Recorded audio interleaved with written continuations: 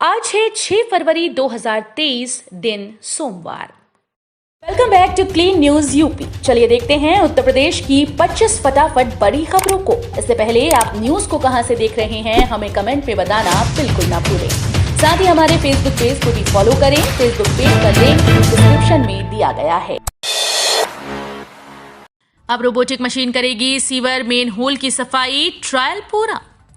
अलीगढ़ में sewer manhole की सफाई अब रोबोटिक मशीन से होगी। अलीगढ़ स्मार्ट सिटी परियोजना में 2 रोबोटिक मशीन मंगाई गई हैं। इससे सीवर मेनहोल की सफाई का तीसरा ट्रायल सराय हकीम में हुआ। नगर आयुक्त अमित आसेरी ने बताया कि 2 रोबोटिक मशीन्स 88.20 लाख रुपए से खरीदी गई थीं। पहले 2 ट्रायल के बाद तकनीकी सुधार कर तीसरा ट्रायल किया गया। अब इन मशीन से 30 फुट गहराई तक 20 से 30 मेनहोल की रोजाना सफाई सरलता और सुरक्षा से की जा सकेगी। 50 सरकारी स्कूल्स की सेहत सुधारेगी सेंट्रल एकेडमी। प्रयागराज के गंगापार क्षेत्र में 50 सरकारी स्कूल्स में मूलभूत सुविधाएं मुहैया कराने और पढ़ाई का स्तर सुधारने के लिए सेंट्रल एकेडमी ने पहल की। इन विद्यालयों में इंफ्रास्ट्रक्चर, फर्नीचर, मूलभूत सुविधाएं सुधारने में एकेडमी मदद करेगी। इसके बाद कंप्यूटर लैब भी स्थापित किया जाएगा। 5 शहरों में 79,561 अभ्यर्थी देंगे उत्तर प्रदेश लोक सेवा आयोग की पीसीएसजे प्री परीक्षा। उत्तर प्रदेश लोक सेवा आयोग ने उत्तर प्रदेश न्यायिक सेवा सिविल जज परीक्षा 2022 की प्रारंभिक परीक्षा 12 फरवरी को प्रस्तावित है। परीक्षा सूबे के 5 शहरों आगरा, कानपुर, गोरखपुर, मेरठ, प्रयागराज के 171 केंद्रों पर होगी। प्रारंभिक परीक्षा में शामिल होने के लिए 79,561 अभ्यर्थी पंजीकृत हैं। पीसीएसजे के 303 पदों में अनारक्षित के लिए 123, अन्य पिछड़ा वर्ग के लिए 81, अनुसूचित जाति के लिए 63, अनुसूचित जनजाति के लिए 6 और आर्थिक रूप से कमजोर वर्ग के लिए 30 पद आरक्षित हैं। यूपी के शहर में आज जाएंगे सीएम योगी। सुरक्षा में तैनात रहेंगे 900 जवान। मथुरा जिले के जीएलए विश्वविद्यालय के दीक्षांत समारोह में शामिल होने मुख्यमंत्री आज यानी सोमवार को आ रहे हैं। सीएम योगी के आने को लेकर पूरी तैयारियां कर ली गई हैं। सीएम योगी की सुरक्षा के लिए भी पुख्ता इंतजाम किए गए हैं। सीएम की सुरक्षा में करीब 900 जवान तैनात रहेंगे। मुख्यमंत्री योगी आदित्यनाथ दीक्षांत समारोह के मुख्य अतिथि होंगे। प्रशासन को मुख्यमंत्री का कार्यक्रम मिल गया है। मुख्यमंत्री दिल्ली से हेलीकॉप्टर के द्वारा विश्वविद्यालय के हेलीपैड पर सुबह 10:50 पर पहुंचेंगे। 21 स्कूल्स के भवन जर्जर, ढाकर मलबे की होगी नीलामी। स्टूडेंट्स दूसरे स्कूल्स में होंगे ट्रांसफर।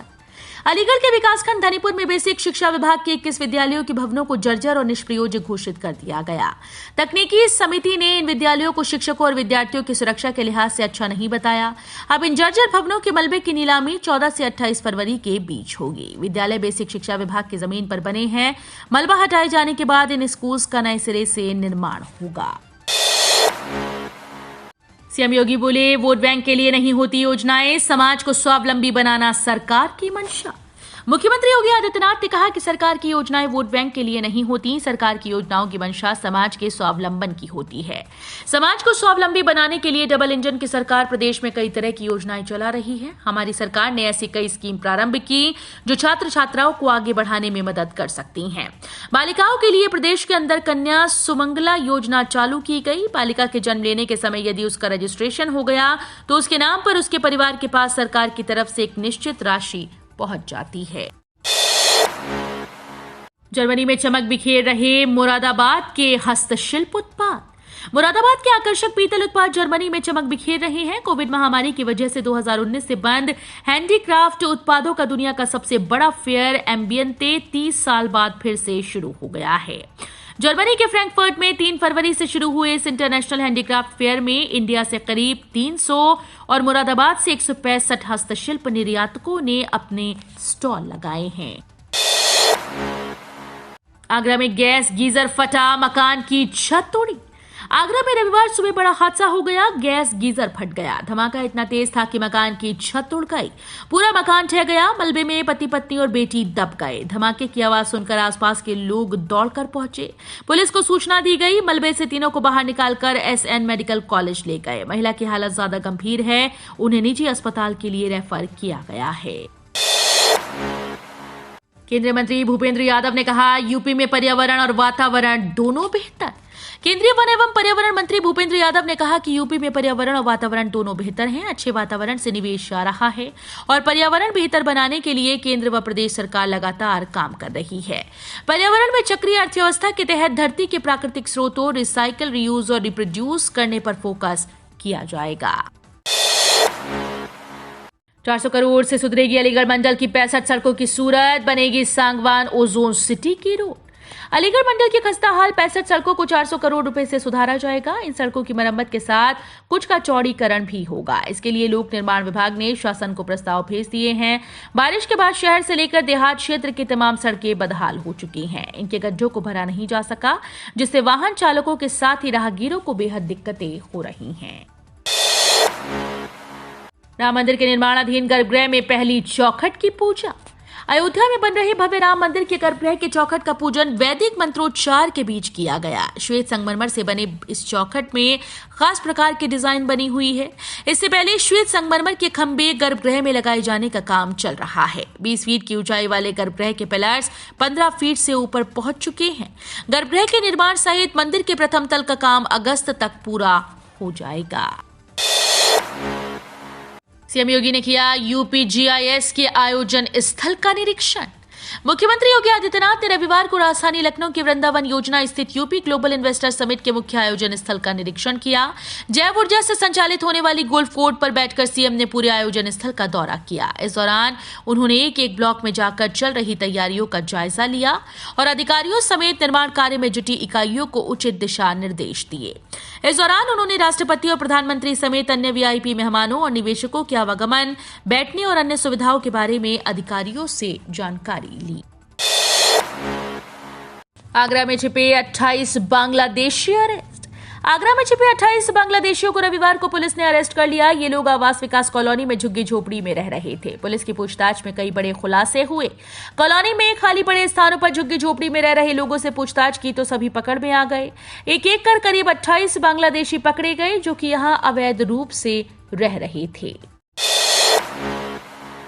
सपा की सराहना, भाजपा की आलोचना। चंद्रशेखर आजाद बोले, 2024 में बीजेपी सरकार को उखाड़ फेंकेंगे।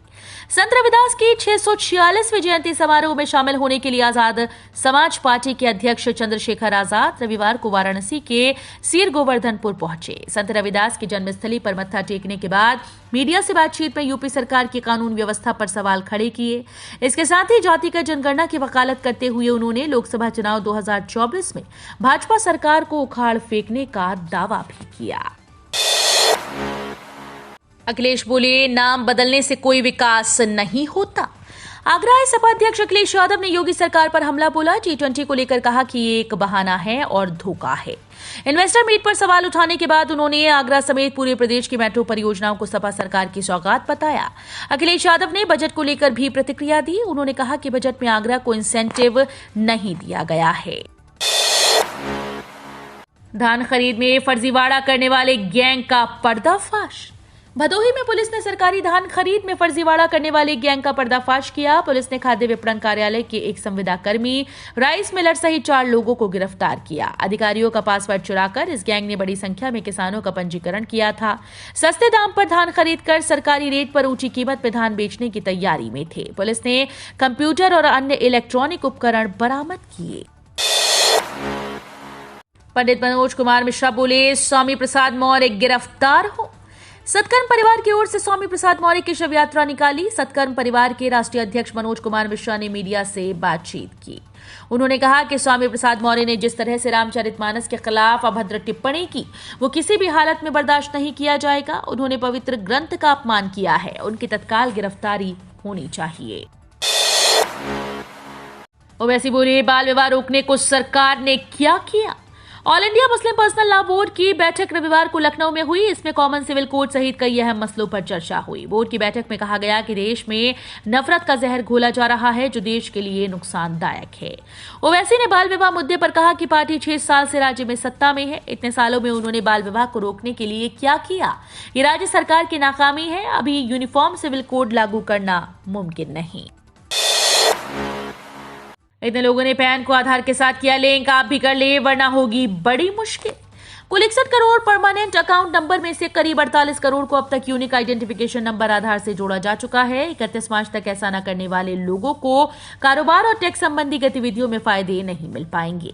केंद्रीय प्रत्यक्ष कर बोर्ड के चेयरपर्सन नितिन गुप्ता ने ये जानकारी दी। उन्होंने कहा कि अब भी कई करोड़ पैन को आधार से नहीं जोड़ा गया है, लेकिन 31 मार्च की समय सीमा खत्म होने तक इस काम के भी पूरा हो जाने की उम्मीद है। अब आशियाना बनाना हुआ महंगा, ईंट सीमेंट के दाम छू रहे आसमान। अब आशियाना बनाना महंगा हो गया। ईंट भट्टों पर हड़ताल के चलते नई ईंट की आवक शुरू नहीं हो सकी। साथ ही सीमेंट के दाम भी हर रोज बढ़ रहे हैं। ऐसे में निर्माण सामग्री के दामों में बढ़ोतरी हुई। हाथरस में करीब 150 ईंट भट्टे हैं। जीएसटी की दरों में बढ़ोतरी के विरोध और सस्ती दरों पर कोयला उपलब्ध कराने की मांग को लेकर ईंट भट्टा कारोबारी हड़ताल कर रहे हैं। इस कारण दिसंबर में नई ईंटों का उत्पादन शुरू नहीं हो सका। इस कारण ईंट के दाम 6,000 रुपए प्रति 1,000 ईंट तक पहुंच गए। सरकारी कर्मचारियों के लिए गुड न्यूज, 4% बढ़ सकता है डीए। कर्मचारियों और पेंशन भोगियों के लिए महंगाई भत्ते की गणना हर महीने श्रम ब्यूरो द्वारा जारी औद्योगिकी श्रमिकों के लिए उपभोक्ता मूल्य सूचकांक के आधार पर की जाती है। श्रम ब्यूरो श्रम मंत्रालय का अंग है। All India railway man federation के महासचिव शिव गोपाल मिश्रा ने पीटीआई भाषा से कहा, दिसंबर 2022 के लिए सीपीआई आईडब्ल्यू 31 जनवरी 2023 को जारी की गई थी। महंगाई भत्ते में बढ़ोतरी 4.23% बैठती है, लेकिन सरकार डीए में दशमलव को नहीं लेती। ऐसे में डीए में 4% अंक की वृद्धि हो सकती है। इन 85,000 लोगों की फंस सकती है किसान सम्मान निधि। प्रधानमंत्री किसान सम्मान निधि पाने के लिए किसानों के खाते की केवाईसी कराना आवश्यक है। इसके लिए कृषि विभाग ने कन्नौज में 34 स्थानों पर कैंप आयोजित किए। हालांकि डाक विभाग में स्टाफ की कमी व किसानों की संख्या अधिक होने के कारण किसानों को घंटों इंतजार करना पड़ रहा है। ऐसे में केवाईसी न हो पाने के करीब 85,000 लोगों की सम्मान निधि फंस सकती है। जिले भर में 2,69,000 किसान सम्मान निधि योजना का लाभ पा रहे हैं। इनमें से अब तक 2,28,000 किसानों का ही भूलेख सत्यापन हो सका है। सपा के राष्ट्रीय सचिव बनाए गए जमानिया विधायक ओम प्रकाश सिंह को। समाजवादी पार्टी के बीते दिनों राष्ट्रीय कार्यकारिणी की सूची जारी होने के बाद कुछ दिग्गज नेताओं के द्वारा नाराजगी जाहिर की गई थी, जिसके बाद पार्टी ने राष्ट्रीय कार्यकारिणी की संशोधित सूची जारी कर दी।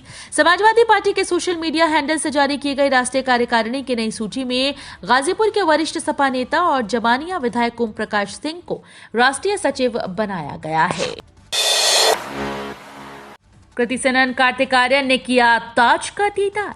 कार्तिक आर्यन और कृति सेनन इन दिनों अपनी आगामी फिल्म शहजादे को लेकर चर्चा में हैं। इन दिनों दोनों सितारे जोर शोर से इस फिल्म के प्रमोशन में जुटे हैं। फिल्म के प्रमोशन के सिलसिले में कृति और कार्तिक आगरा पहुंचे। इसके बाद दोनों ने ताजमहल का दीदार किया। दोनों ने अपने फैंस के साथ सेल्फी भी ली। यूपी में 25 किलोमीटर की रफ्तार से चलेंगी सर्द हवाएं, बढ़ेगा तापमान। जनवरी की शुरुआत से शीतलहर झेल रहे लोगों को सर्दी से निजात मिलने की उम्मीद नहीं है। मौसम विभाग के मुताबिक 9 फरवरी तक 25 से 30 किलोमीटर की रफ्तार से चल रही हवाओं का दौर जारी रहेगा। ठंडी हवाएं सुबह और शाम परेशान करेंगी। इसी के साथ दोपहर के समय तापमान में बढ़ोतरी का दौर जारी रहेगा। फरवरी के अंत में 1-2 पश्चिमी विक्षोभ का असर मौसम पर जरूर पड़ेगा, लेकिन वो इतना मजबूत नहीं होगा। तो ये थी आज की 25 फटाफट बड़ी खबरें। अगर आपको न्यूज पसंद आई हो तो वीडियो को लाइक और शेयर जरूर करें। धन्यवाद।